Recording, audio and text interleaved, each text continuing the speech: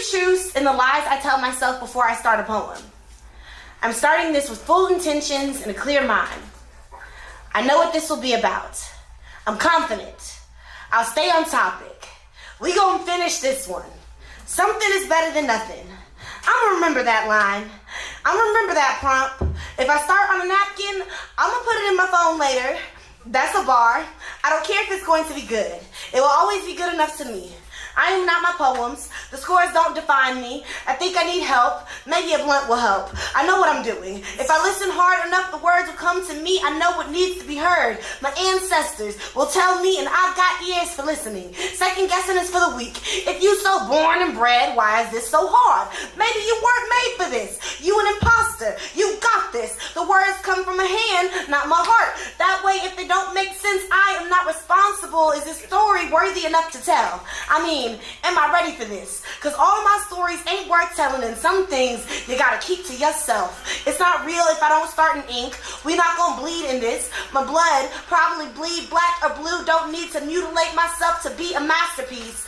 Leave the emotions on the paper. We not crying when this poem is over. I'ma heal when this is done. It's worth it. It's over. If I can't be ink, I can't be. I'ma live after this poem. I'ma breathe this time. I can conquer and climb out of the craters I've been thrown in. Just show them. I can write my redemption into a tangible thing. Display my pain and piece together the parts I'm comfortable enough to share with and be judged by. I only write what's healed. I can only heal what's broken. Ain't my broken beautiful? All Picasso and shit.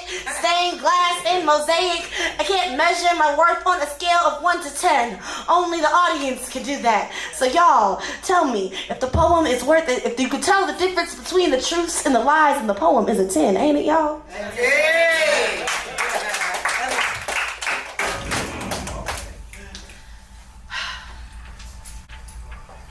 I am too much like my family.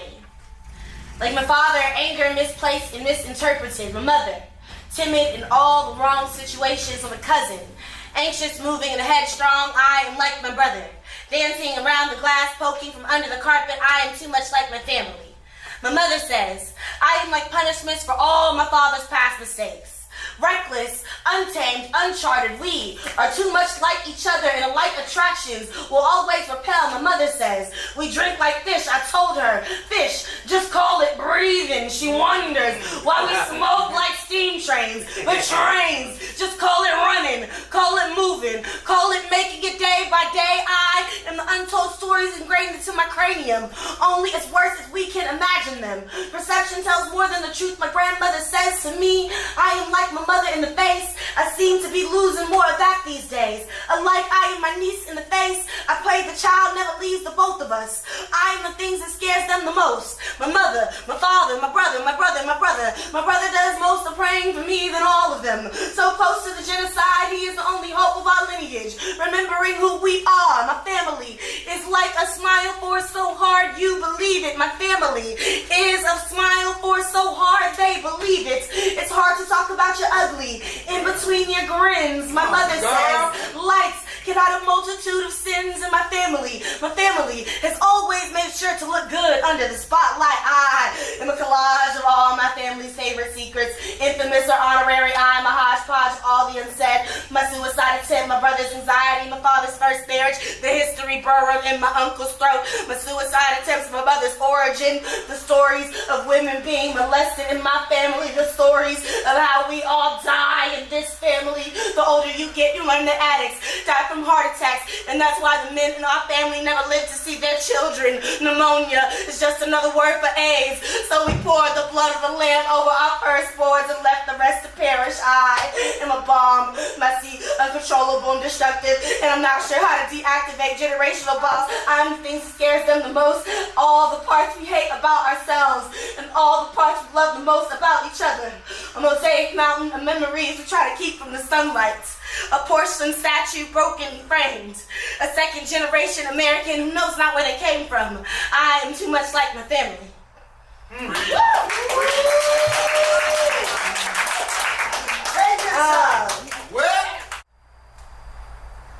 I think about the type of grown men that prey on little girls.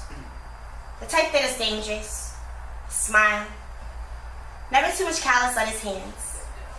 nails, always shining. He knows what he wants.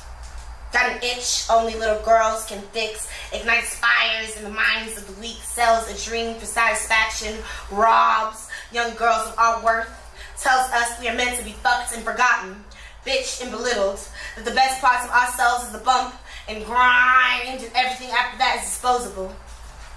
I think about the neurotic rapist, the type to hunt, got a bloodthirst for youngins, still in their mama's house, pickpocket the backs of our fathers, robs young girls of our worth. America looks at R. Kelly and sees clean nails, with statutory rape is still rape, and I bet it gets ugly when the money runs out, when girls escape, but men like Robert have preventatives for that. Got black girls hidden underneath their fingertips, abandoned, left to die. I wonder how many girls died or committed suicide under his rule. I mean, Jigsaw never actually killed anybody. I mean, he gave them a chance to escape. I mean, I wonder what the rapist does with the body when the trauma takes a life. When the money runs out to keep them quiet. We can no longer afford a manicure. America looked at R. Kelly and saw clean nails, and saw past the charming grin, looked beyond seducing eyes to see this bad habit for more than what it is. You can only become a serial rapist if you get away with it that many times. And America had washed the blood from his palms, told black girls like me that dumb was enough excuse to get raped and that I need be damned, but men like Robert take advantage of that, steal our nails so that he can look pretty. I wonder how many he's gotten away with this. I wonder how many more had to go before enough was enough. Before kink turned fetish, fetish turned obsession, and when you're obsessed with humiliating and degrading black girls, steal on nails to wear on full set on your special occasion. I start to fear that bad habits are just bad habits. And if robbing humanity of young lives is your thing, then be damned. Everyone else.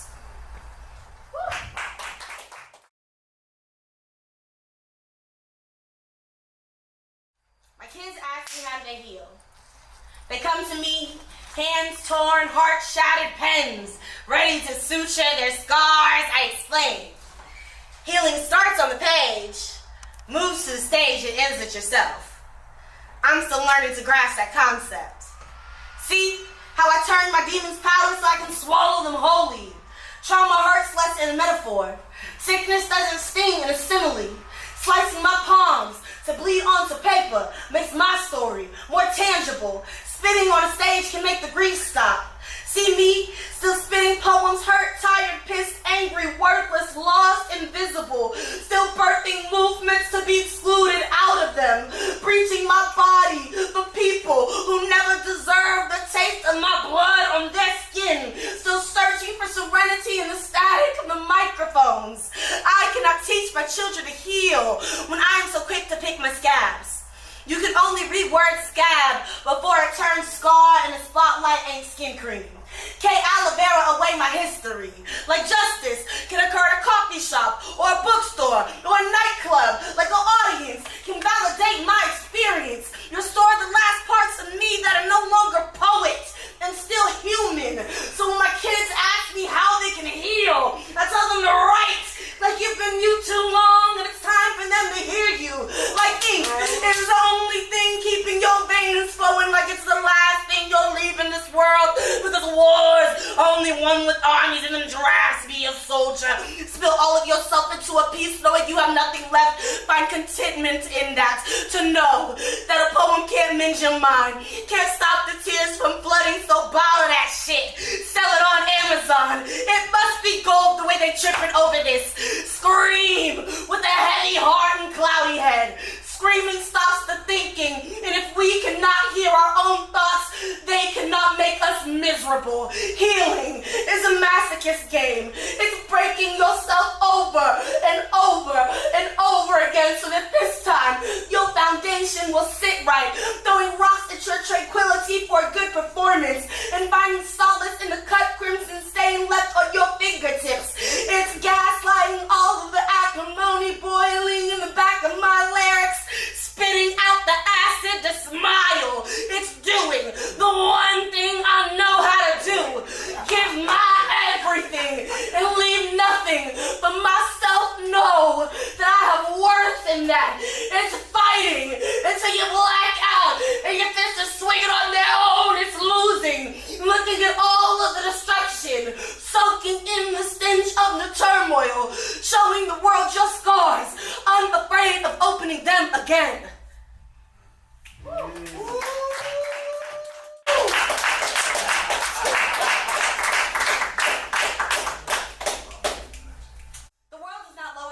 Fallen poets. Instead, it recites our work in honor of our oppressors. A poet is most famous the day after they die. It is then the world turns to our work and sees greatness. It is then when our lives are deemed valuable. Plaster our names on posters and looks at all the potential we could have been. When a poet dies, the world never grieves.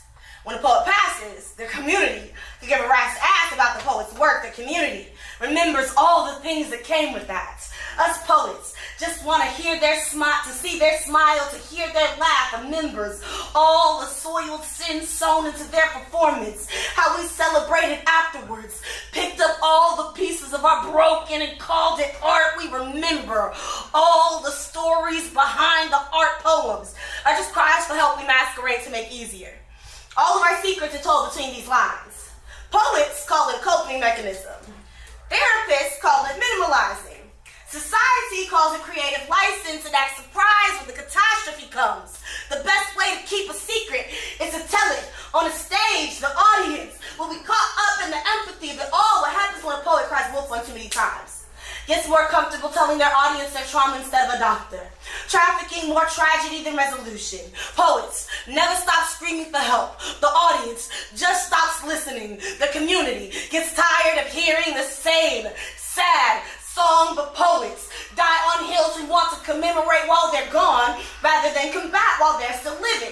Finding compassion and supporting a cadaver of what the poet used to be, but wouldn't dare step foot in the same destruction that brought them down.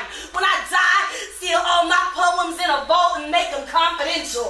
If you didn't catch me now, you'll catch me a second time in hell, where all poets congregate. Recording my voice, telling my kids it's okay, even when it's not.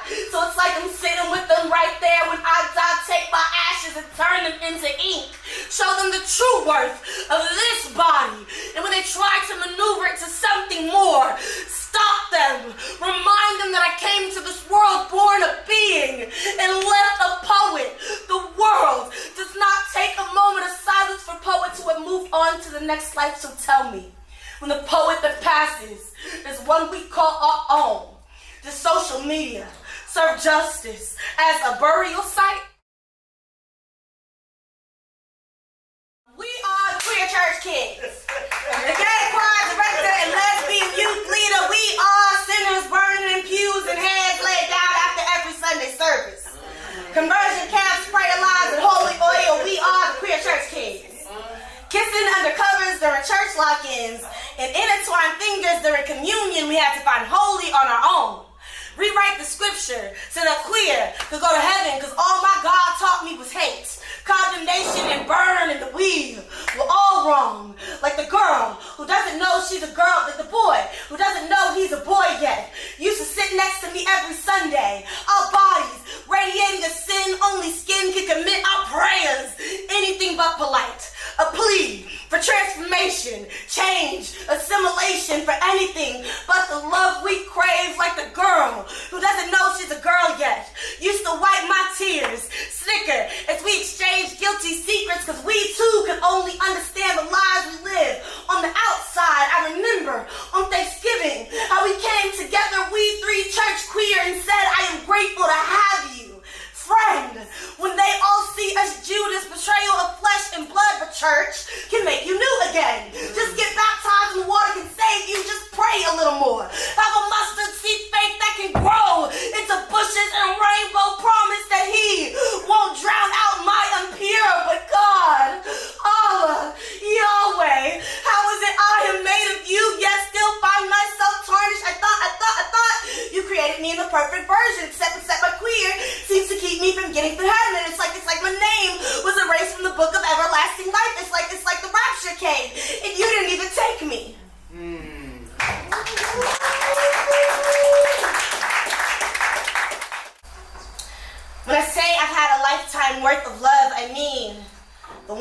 love died with I love you on her lips. I mean, she gave me her devotion till she parted this earth. She slipped me the last of her affection before reaching heaven. So when I say I've had a lifetime worth of love, I mean it's so pungent I'm still floating on the fumes. If I say I love you, it's because I got so much I'm not fighting for scraps anymore.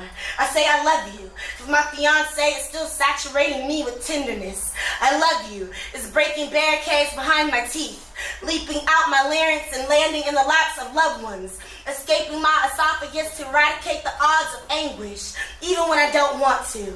I love you, just in case one day I can't, because history has taught me that you can love till death you do you part, and it will never be enough that one day, that day will come. So just in case, believe me when I say I love you, I appreciate you. No matter how many times saliva comes in contact with this word, it won't dilute it.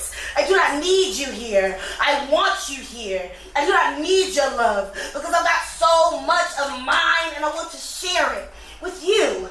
Feed off of it, let it nourish you. I keep it in abundance for that reason, so that I can still share the gift that my fiance gave me, because there's only light in my heart, even when so much tragedy can occur around me.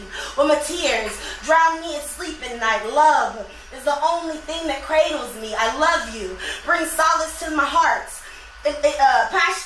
Passion over pain and finds me a new road to go down and spread love, because the world can take so much away, and love might be the last thing to my name. So I love you. Please remember I love you, because love might be all I can give. When I say I don't blame the streets for my fiance's death, I mean fentanyl is used to treat severe pain and advanced stage cancer. As a person of color, when you live in severe pain, your options are death or the dealer. Let the pain heart attack us into heaven, and let the plug fight something make misery into manageable. Fentanyl, medical grade or not, it is all synthetic. When the pill that took my fiance's life was fentanyl, I told the hospitals they could have prevented this, but doctors are allowed to do things to us which they would not do to their own children. The nurse tells us to remove the donor sticker on our license because they'd rather see a black body in misery than multiply. All the times the ER turned us away, curling in agony, withering away, because care isn't always committed to people of color.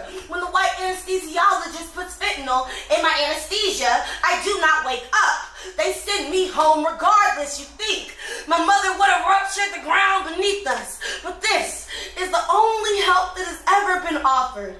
She reminds my Hispanic anesthesiologist that white folk only look after themselves, so he better be here on every procedure to make sure I wake up. My white co-worker brags about getting fentanyl at the hospital. Say it kicks the pain so good he was able to go to work the next day, and I wonder if the hospitals helped. Will my nearly wed still be working? These doctors are just dealers with degrees, knowing we're hoping for a high that's Fahrenheit, but keeps dropping us below earth because there is no accountability. When a body goes cold, a fentanyl overdose can be peaceful, can be painless, can be the best way to go when you have been consumed by hurt for so long. Have you ever dumped your head in the water while taking a bath?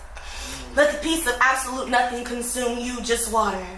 What happens when you don't come up the air? Fentanyl have you floating in the bottom of the bathtub looking all tranquil. Fentanyl has been secretly seeping into the veins of our healthcare system and still denying people of color basic pain care. The streets knows what it's like to survive when your body is fighting against itself, when your body refuses to heal. The plug can find a pill, powder, or flower that can mask your symptoms when the doctor dismisses them. But sometimes when the streets intend to heal, fentanyl slithers into our hands anonymously, goes from helpful to harmful, vice to venom. When I say I don't blame the streets for my fiance's death, I mean she's been sick for a while. We tried to seek help before. We weighed all the options. The streets were the cheapest pharmacy. Over 150 people die from synthetic opioid overdoses a day. Reaper masquerading as remedy. We are not choosing fentanyl. Fentanyl is choosing us.